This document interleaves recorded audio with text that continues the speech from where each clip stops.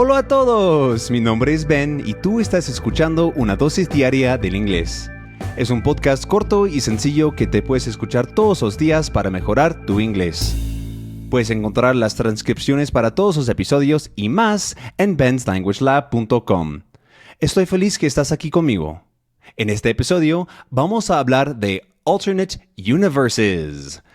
Alternate universes where things totally different happen, but that are weirdly similar. For example, in that intro, what if I was actually doing a podcast about Spanish, huh? What if it wasn't a daily dose of Spanish, but una dosis diaria del español? That would be a very different universe, right? So I want to talk a bit about alternate universes in this episode. And a universe, first off, is really just what we live in, this humongous space that everything is inside. I think in most European languages, it's basically the same word, universo, lots of different similar pronunciations, but it is the biggest thing that we can talk about in terms of our world, right? Because you have, if you're just going in order from size, right, you have like your house, then maybe your city, then your state, then your country, maybe then region, then country, then continent, then there's the Earth, then there's the solar system, then there's the galaxy, and then there's the universe, basically. That's just bigger and bigger and bigger each time.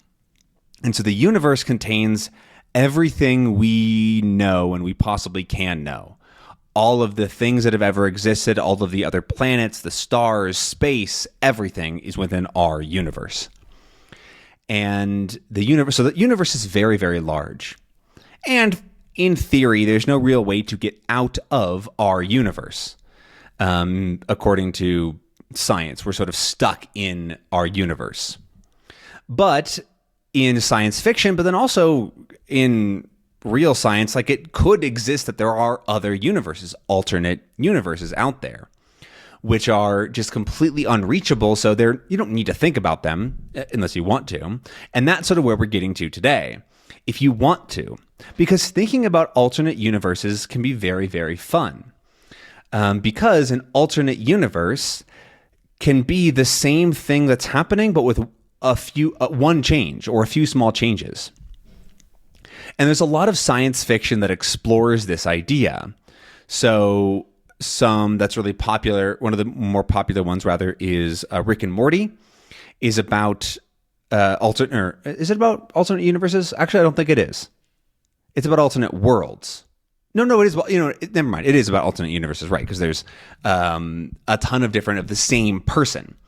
And so the idea is like, what if instead of me being from the US, what if I was from Mexico, right?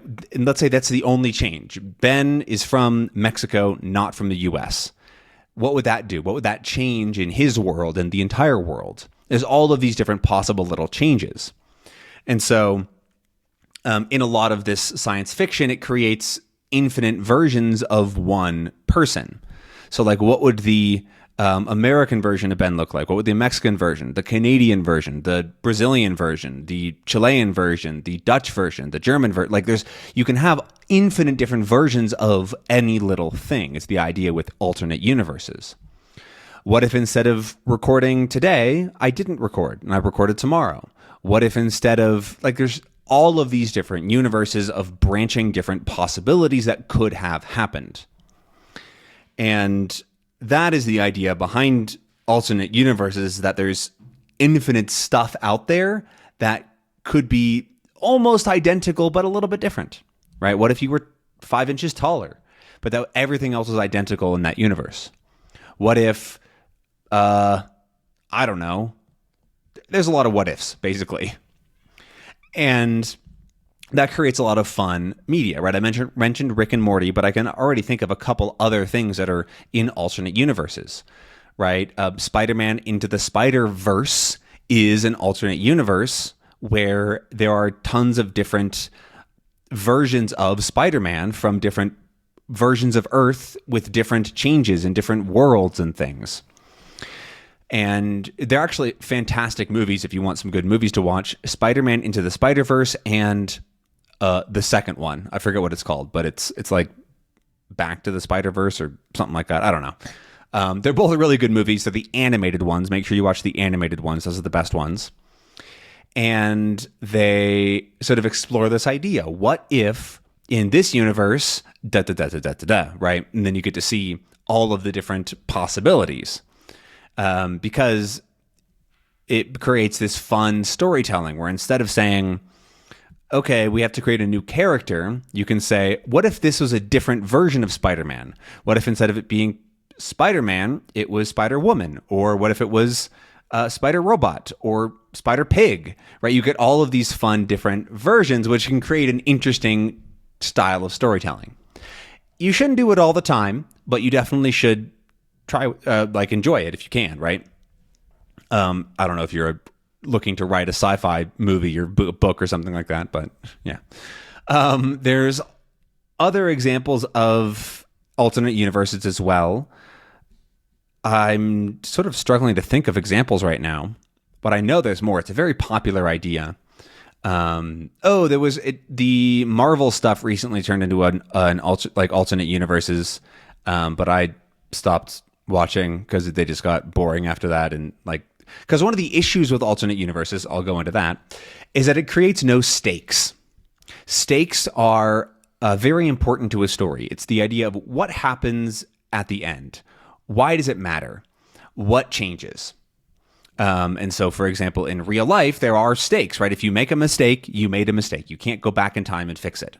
If somebody, like in a movie, if a character dies, they've died. They're dead, right? They can't come back. Or if they, there's all these things that can happen. There are stakes.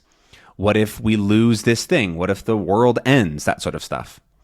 But the later Marvel movies just took away all the stakes because they were like, all right, we can just go back in time. Okay, we can just go to alternate universes where there's different versions of everybody. And it just makes this for really weak storytelling because you're relying on that wow factor to be like, okay, this is a not a wow factor. You're relying on sort of the funness of alternate universes to carry the storytelling, but it's not story. It's just kind of cool. And that's what a lot of people enjoy about things like Rick and Morty or what was the other example? The Spider-Man Into the Spider-Verse, is that they do interesting things with that idea. Instead of just getting rid of all stakes, you focus in on something and you tell a story from that. Rick and Morty is a little bit different because it's more of a cartoon thing where it explores smaller stories within there, which is a way of getting around it. But that makes it's more like weekly stories because it is a cartoon for adults, but it is sort of that same style of where there's not really anything that changes at the end that much. Maybe the recent episodes or recent seasons have changed. I stopped watching after season 3 or something. But anyways, I'm getting off topic. And so that's what I like about alternate universes, that they open up a lot of interesting stuff. But what I don't like is that they can very easily just make it boring. They can just turn off all of the interest and be like, all right, I don't care. There's no stakes at all. Nothing's ever going to happen. I just don't want to watch anymore. Something that I'm really excited about is that today I'm going to watch Everything Everywhere All at Once, which is a movie from now 2 years ago or something that I've never seen, but it has really good reviews and people really like it because apparently it does play with that idea of alternate universes, but in a really fun and interesting way. I have no idea what the I almost said película is about, which is a movie in Spanish, but I have no idea what the movie is about, but I'm excited because it has really good reviews and a lot of people say that it's one of their favorite movies in this style. So I'm excited to see what it holds. So as you're listening to this episode, maybe you should go check out Everything Everywhere All at Once and watch it. It should be an interesting time, and let me know what you think down in the comments. And also let me know about your thoughts on alternate universes. Do you like them? Do you hate them? Do you not care at all? What did you think about my alternate universe, alternate intro? What would you do in an alternate universe, maybe? But anyways, thank you so much for listening. I hope that you enjoyed. And I will see you again very, very soon in another episode of A Daily Dose of English, all in English. See you then. Bye.